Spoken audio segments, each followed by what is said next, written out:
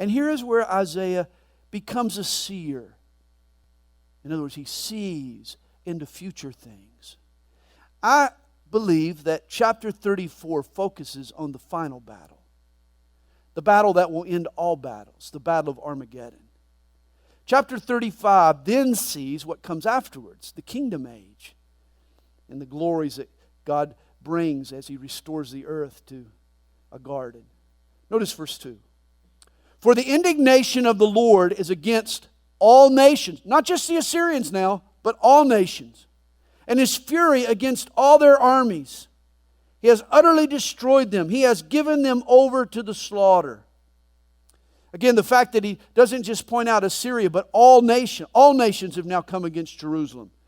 This points us again to the last days, not just Isaiah's time.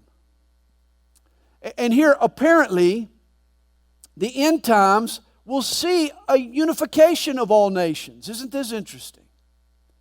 That in the last days, all nations will at least be able to gather together and come together, at least for the purposes of coming against Jerusalem. There'll be some sort of a unification, some sort of a globalization. Globalism will bring all nations of the earth together. You remember God divided the nations at the Tower of Babel. But in the end, Satan will rally the nations again in one final revolt under the sway of this man, the Antichrist. Of course, even today, trends are moving toward one world solutions, global coalitions. A new world order is what we're headed for. National sovereignty is viewed as an impediment to progress by many. The world is getting smaller, and we should work together, goes the mantra.